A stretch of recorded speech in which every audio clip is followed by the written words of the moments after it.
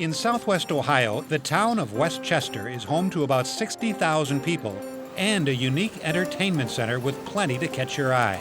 Truthfully, it's the only one in the world that is more than just trains. We think it's a one-of-a-kind unique, which is as unique as you can get. These are all hand-built, scratch-built. And with 25,000 square feet of Model G scale trains, it's one of the largest indoor train displays in the world. This is EnterTrainment Junction, and Don Aders is its proud owner and operator. But back in 2002, Don found himself with, well, a little more free time. I knew I was going to retire early, and I belonged to the Greater Cincinnati Garden Railway Society. Our club wanted to do an indoor layout, and so I took the concept and actually tried to make it into a business, and this is what came of it. But the entertainment undertaking needed hundreds of hands to do thousands of hours of work. And after a building estimate, it became clear that they needed more help than they thought. We had an estimate of $16 to $22 million to have this built for us. And it would be physically impossible to have something like that and actually try to even have a business. More than 80 trains run on this massive layout, and almost all of it was modeled, built, and brought to life by volunteers. When Raymond Hughes joined the project, he was just a member of a Garden Railroad Society who wanted to help. Since then, he has stepped into the role of volunteer coordinator to handle all the volunteer operations. When the project was undertaken, it was understood that we couldn't build a project without volunteers. And our group, the Greater Cincinnati Garden Railway Society, discussed it and decided, well, this is a fantastic idea.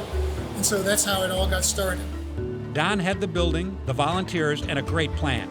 But he needed one more thing, the perfect name. I was at one of the airports trying to figure out what name to name our facility. And entertainment was the business I was trying to get into. But then I wanted it also to have the train in it. So the EnterTrainment came out.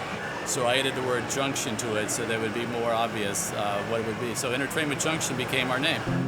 And entertaining is exactly what Don set out to do. There's a train museum, a fun house, and plenty of other surprises for visitors of all ages to enjoy. What we wanted to do is really add something more to it so that anybody, any generation would find something to be entertained with. We have two train layouts outside that the kids can ride on. We have one that's in front of the building, and then we have a 7.5-inch gauge ride-on train that goes from the side of the building all the way to the back, 1,000 feet of track. They even have a layout that was loaned to them by rock and roll icon Neil Young. He actually had this built probably about 25 years ago. And one of his concert tours, he actually traveled around in America with it and set up a tent.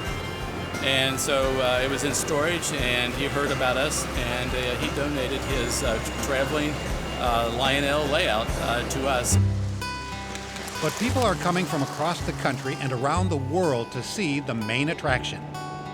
Visitors get to experience the great eras of American train history as they walk through the train journey.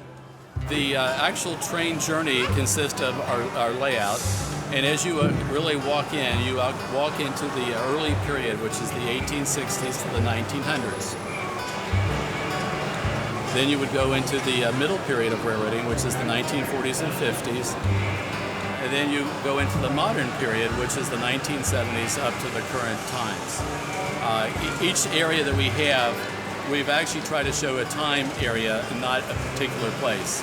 So a lot of our buildings, bridges, trestles, everything we have did exist or does exist, but we've put them together as a collective unit. And almost all of it was built from scratch, by hand. Charlotte Hughes is a volunteer who has been working with the layout since the beginning. She says making the details in the layout starts long before the volunteers start building. We research the various buildings that we put on the layout, and we look up historical photographs, actually dimension the buildings from the photographs, and do as much detail on the building as we can from the photographs. There's a lot of intricate detail, especially inside some of the buildings, and if you gaze into many of the buildings, you'll see in one area a dance studio, and individuals are embraced and dancing in the Arthur Murray studio. Clothing and clothing stores, grocery stores, but all the little details go inside, either from photographs or actually little clay models. Steve Carr is another volunteer who works on the layout, and his job is to keep the trains moving. When he started working with the folks at EnterTrainment Junction, he was part of the track laying effort.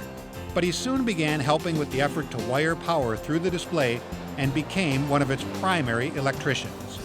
So when the group needed someone to computerize the train operations, Steve stepped in again. We have approximately 50 small computers that are managing all the operations of the trains. That includes multiple trains on the same track, sometimes in opposite directions, sometimes following each other around. Control systems were designed to run without an operator because it would take a lot of operators. You can see a lot in a spot, but you can't see very far away. So we wanted them to operate autonomously, and they do. They've also installed a few surprises that are set up to go off at the touch of a button. There are buttons on the layouts that sometimes cause trains to operate. Sometimes they allow sounds. In some cases, there are animations like the balloon. Nearly all the children that come in here love to push buttons.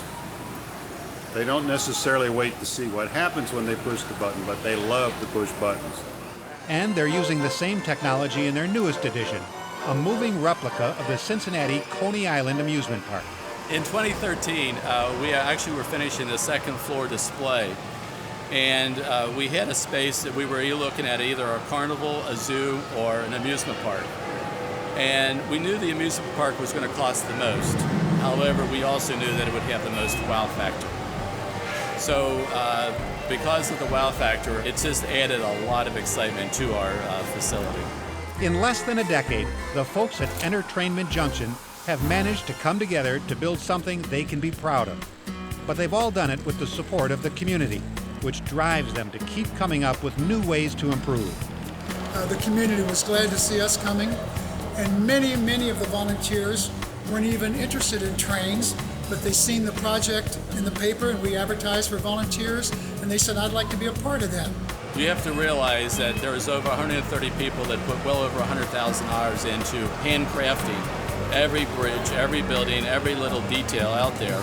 Passion, care, and an eye for detail are present in every nook and cranny at EnterTrainment Junction, because the folks here are committed to taking visitors of all ages and from every corner of the world on a train journey they aren't soon to forget.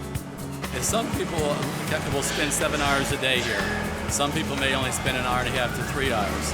But, you know, it's as long as people have a good time, I don't care what they do, and that's the whole idea.